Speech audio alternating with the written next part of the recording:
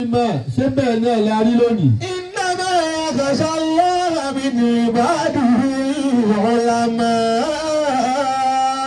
Gbogbo àwọn tí wọ́n jókòó tí wọ́n dájú kọ wáyìí wọ́n gbà pé àwọn tí wọ́n máa tọ́ wa sọ́nà nì. Innama yakhsha Allaha min ibadihi ulama. Lọ́kùnrin lóbìnrin ìgbàgbọ́ wọn ni pé àwọn tí wọ́n mọ̀nà ta lè tẹ̀lé nì. Yakhsha Allaha min ibadihi ulama. Òun ní Abul Fatih ṣé bẹ́ẹ̀ náà lórí lóòótọ́. Yakhsha Allaha min ibadihi ulama. Ẹ̀wọ̀n tí àwọn àfáàsọ ayé dá lónìí. Innama yakhsha Allaha min ibadihi ulama. Níbi àìfẹ́ gbà fúnra ẹni sọ tiẹ̀ kí n sọ tèmi. Èmi ò ní gba tiẹ̀ wọ́n náà ò ní gba tèmi ni. Innama yakhsha Allaha min ibadihi ulama. Ambadil ulama'i. Ambadil ulama. إياك أن تشتغل بهذا الجدل الذي ظهر من بعد انقراض الأكابر. Ẹ dákun kó máa jẹ́ mẹ́sẹ̀gì fún gbogbo àwọn àfáà táwa ń ta lónìí. إياك Àti wọn tó ń múra àti bọ́ta. أن تشتغل بهذا الجدل. Ṣé ẹ mọ̀ pé àwọn kan ti jáde gbogbo ayé ti rí wọn pẹ̀yìn tí wàá ń tà. Àwọn kan náà tí wọ́n ń bọ̀ àtàwọn náà fẹ́ jáde táyé ò tó máa rí wọn. إياك أن تشتغل بهذا الجدل. Kí ló dé tí a fi ẹ̀tẹ́lẹ̀ tá àti ẹ̀ wá ń pa làpálàpá? إياك أن تشتغل بهذا الجدل. Kí ló dé táwa di náfìlà mú táwa gbàgbé fárúdù? إياك أن تشتغل بهذا الجدل. Ẹ dákun ó rí bẹ́ẹ̀ kò rí bẹ́ẹ̀ lókè nílẹ̀ yìí ó tó gẹ́.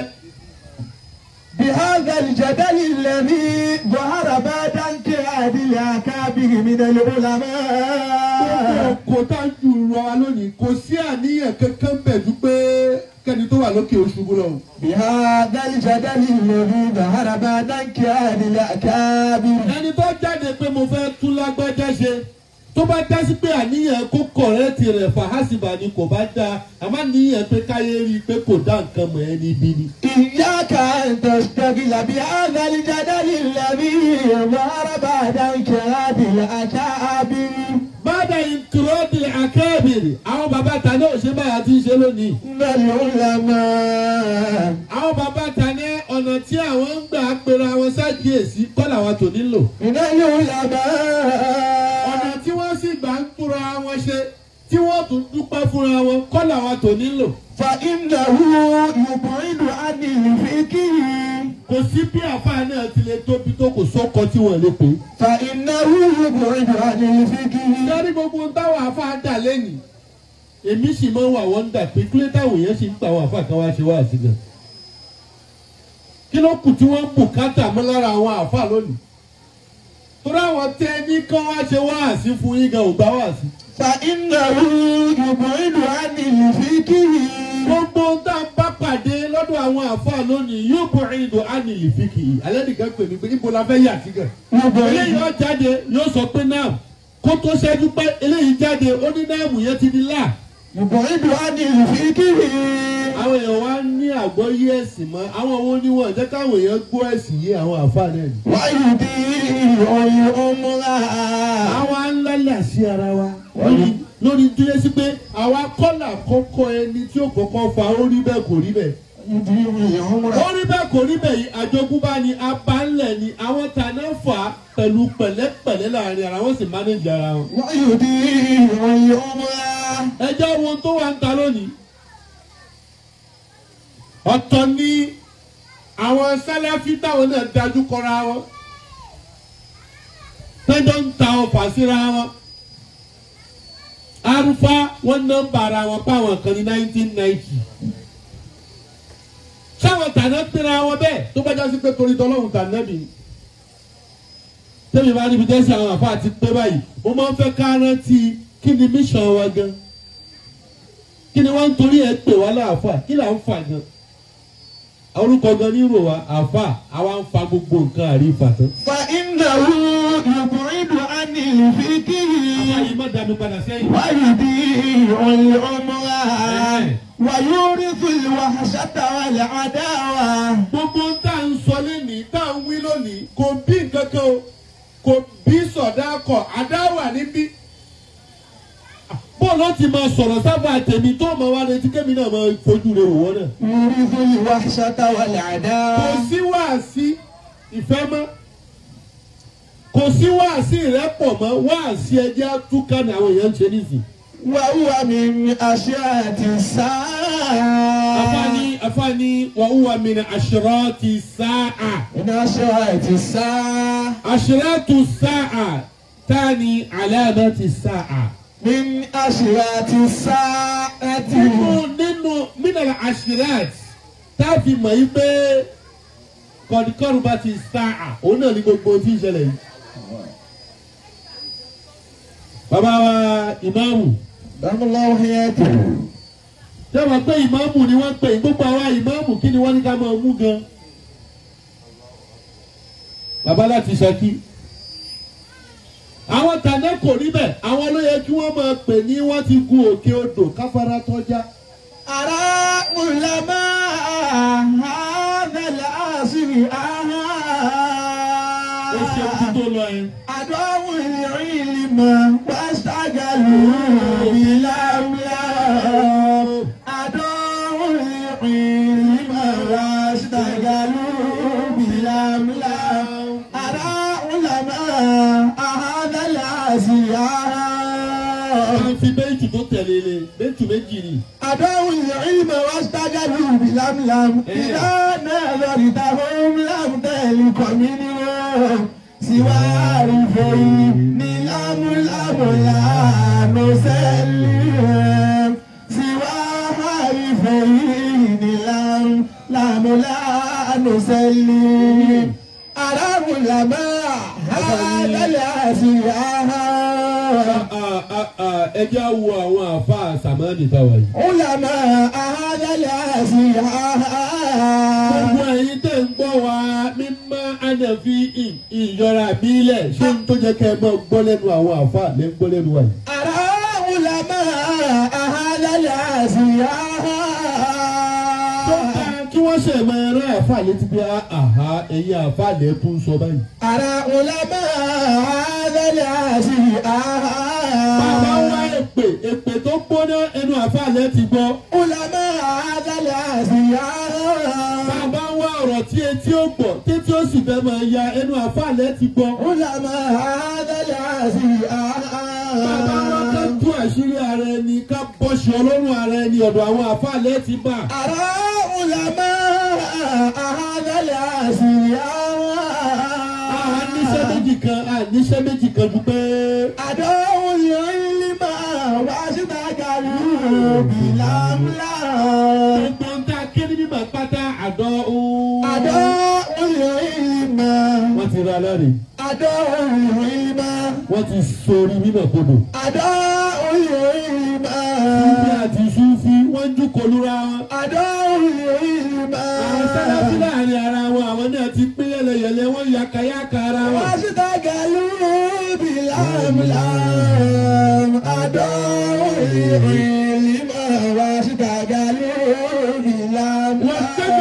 بلم لم نسلم أنا لا أسلم لك. استعجلوا بالأملاك. وأنا لا أبالي إن لم تسلم لي. إذا نظرتهم Àwọn abàdé bíi pé ìní gbàǹtẹ̀ ìwé kó dàbójú òdodo. Sọ tiẹ̀ kí n sọ tèmi. استعجلوا بالأملاك. Wọ́n jẹ́jà lóbi lámúlá. Ọ̀rọ̀ tó sọ yẹn já gbé yẹ̀wò. Mọ̀kàsí ló sọ náà. Èmi ò gbà wọlé. Àwa ń yẹra wa wò ká tó gba òdodo. إذا نظرتهم لم تلق منهم. Bí bá gbọ́ ọ̀rọ̀ gidi lẹ́nu Súfí yóò sì dànù bí ìgbà tí ó sọ̀rọ̀. إذا نظرتهم لم تلق Tí wọ́n bá منهم. ní Súfí sọ̀rọ̀, Sáláfí náà sì kó dànù. إذا نظرتهم لم تلق منهم. Bí Sáláfí bá sọ̀rọ̀, àwọn ń fi ẹgbẹ́ àfi ń dájọ́ ẹni tá a fẹ́ gba òdodo lẹ́nu ẹ̀. إذا نظرتهم لم تلق منهم.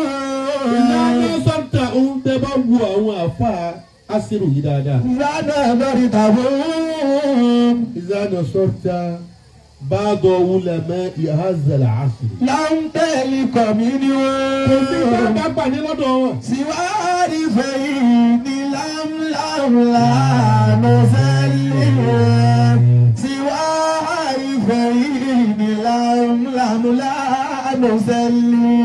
nígbà gbogbo wa náà mú.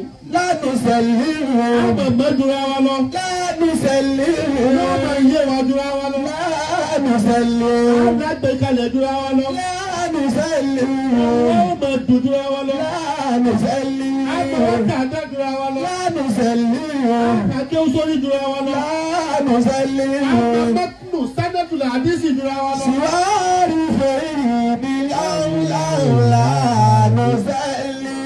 ibi tí wọ́n wà ní pé ẹni tó yẹ ká gbà fún àgbà fún. لا نسلم ẹni tó yẹ ká juwọ́ lẹ̀ gbogbo wa fẹ́ kílèmù ọ̀gá. ìwọ jọ̀gá èmi náà jọ̀gá ni. àwọn tàbí náà wọ́n fa orí bẹ́ẹ̀ kò rí bẹ́ẹ̀ láàrin ara wọn. báwo ni wọ́n ti ṣera wọn sí. ó wá torí pé tí mo sọ kò bá tiẹ̀ mu ó wàá kọ́kọ́ bọ́ṣọ yìí lára mi. àwọn àfa lọ́wọ́ mọ orúkọ kórúkọ fúnra wọn. ẹnìkan fẹ́ sọ̀rọ̀ sí àfa kan ìfẹ́ dáko àfa yẹn nígbà tí wọ́n ta ètò orúkọ ẹ̀ wọ́n ní ewúrẹ́ ìwó èsì fún ewúrẹ́ ìwó èèyàn ni o àfa àgbà ni dókítọ̀rù ni pòfẹ́sọ̀ ni o àwọn ni ewúrẹ́ ìwó àfa náà ni ó sọ bẹ́ẹ̀. قلنا والإنصاف àyìnbẹ̀lì ìsáàfù bẹ́ẹ̀ ni ulama al-yawm ẹ dákun ìsáàfù dà mímọ́ dà. أن الجدل لإظهار الصواب على مقتضى كله. ìdáhùn yẹn fẹ́ sọ ìjẹ́ àfáàjà lónìí tí ẹ bá ṣe pé àdúrà àwọn àgbàlagbà gbà nìyẹn rìgírẹ́tì pé kí la lọ kéwù yẹn gan fún. الله káti mọ̀ káti lọ ṣe ẹnjìníà ká mọ̀ jẹ́ ẹnjìníà ká mọ̀ jẹ́ báńkà jẹ́jẹ́ wọn ni wọ́n lọ ọ́fíìsì wọn wọ́n sì wọlé wọn ní pírọ́blẹ̀mù. والإنصاف أن الجدل لإظهار الصواب على مقتضى قوله تعالى. èèyàn ni mí mi ò lè mọ gbogbo nǹkan tán tí bá sọ kankan tó kù díẹ̀ káàtó kọ̀rẹ́ẹ̀tì mi lọ́nà tí màá tún gbà dúpẹ́ fún ẹ. ká o mọ̀ ṣeun àṣírí mi ló gbòó ọ̀rọ̀ dorí Facebook ni ó ta ìtù ẹ̀ ìsọkúsọ onímọ̀jèsì àwọn èèyàn sì fẹ́ gbọ́. torí zamani táwa yìí zamanu la yuridu an-nas an yasma'u al-khayra bal sharra. ẹ wọ àwọn àfáà tí wọ́n ń ṣe wá ṣe bèrè ọlọ́run bí wàásù mélòó lọ́wọ́ àti followers mélòó lọ́wọ́ àtẹ̀. ìwọ ṣáà sọ pé àṣírí onímọ̀jèsì ti tú episode 1 èsì ọ̀rọ̀ fún onímọ̀jèsì láàrin ìṣẹ́jú mẹ́wàá ó ti ní 1000 viewers. ادع إلى سبيل ربك بالحكمة. ìkìmọ̀ yẹn ti sọnù tipẹ́tipẹ́. والموعظة الحسنة. àpá nìkan ti fún wa ní guideline a máa follow ẹ̀. if you want to call to the way of Almighty Allah. ادع إلى the سبيل most ربك important tools to use is what? wisdom. بالحكمة. wisdom wò lè wáyé lọ́dọ̀ àwọn àmọ́ ẹ̀mọ́ pé àwọn àfa yìí eléyìí àdìlàkà yìí. بالحكمة. bìlì hikma ká fi hikma sọ̀rọ̀. والموعظة الحسنة. ẹ dákun nígbà wo la ti gbọ́ àlùbọ́ ìzọ́tulẹ̀ asánà.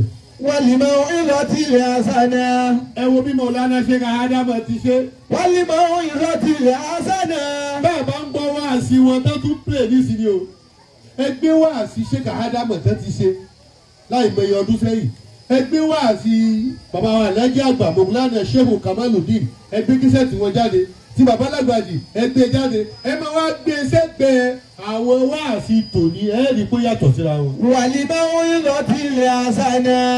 láyé tí o ti sí social media والموعظة tí الحسنة. o bá sí Facebook yìí ni tí bèlà ò fi fún wọn ní mọ àfa mi. والموعظة الحسنة. Facebook wa sọ kó wá dà àfa kò wáyé ká tún mọ̀ wọn ara wọn náà. وجادلهم بالتي هي أحسن. báwo ni sọ̀rọ̀ fún wa yìí bẹ́ẹ̀ bá báyẹn ṣe àríyànjiyàn bílẹ̀ tí ìyá àṣà. جادلهم بالتي هي أحسن. إن ربك هو أعلم بمن ضل عن سبيله وهو أعلم بالمهتدين. sẹ́yìn àárín yìí máa ń bà mí lẹ́rù jù ìwọ ló pèrè eléyìí rè sórí ibẹ̀ lọ́dọ̀ Ọlọ́run. Inna rabbaka huwa a'lamu. èmi á máa sọ pé àfáà mi tó ń kúnlẹ̀ síwájú ẹ̀ pé ẹ ṣàdúrà fún mi bọ́lọ́run bá la ojú rẹ ni òun ló yẹ kó kúnlẹ̀ síwájú rẹ. Biman dalla an sabilihi. wọ́n ní lọ́dọ̀ Ọlọ́run lọ́dọ̀ Ọlọ́run lọ́dọ̀ Ọlọ́run ìwọ níbẹ̀rù yìí ti ń sọ fún wọn ni wọ́n ń tẹ̀lé ló fi ń di ọ̀rẹ́ Ọlọ́run yìí tí wọ́n ń sọ fún wọn òun ò tẹ̀lé. Wa huwa a'lamu bil muhtadin. Ọlọ́run lọ́ba tó bẹni tó mọ̀ nàbà kí ló wá jọrọ ẹ lójú fún. ó fi léyìí kí gbogbo àwọn àfa àpáta lọ́lọ́kọ̀ ọ̀jọ̀kan tí bá ní kí n máa kà á lẹ́yọ kọ̀ọ̀kan ọjọ́ ti lọ rẹ́ ní khalifa wa Mikael tolúwa làṣẹ mo kí i púpọ̀ tí bá ní kí n máa kà á Rohid yóò dìde lẹ́ẹ̀kẹ́rẹ́ ni wà ìtàkọ́ ọmọ Rohid yẹn yakfi ishara ala anna waqtaka inshallah wa a tún bọ̀ wá ní àdúgbò yìí ní Sunday tí ń bọ̀ wá yìí lọ́dọ̀ ṣẹ́gun wa abúlífàtì yàyí náà la tún bọ̀ gbèrígbèrí náà tó ni bẹ́ẹ̀ la tún bọ̀ yìí inshallah. àbáwá láti Ṣakí mo kí púpọ̀ o ọ̀rọ̀ mi ò ní pọ̀ mọ́ mo kí gbogbo àwọn sàràkí wa Abu Abdul Kabir mo kí ànáwá àbí ànáwá kọ́ mo kí púpọ̀ gbogbo àwa tí a wá fi jòkó yé àlùkàlífà sí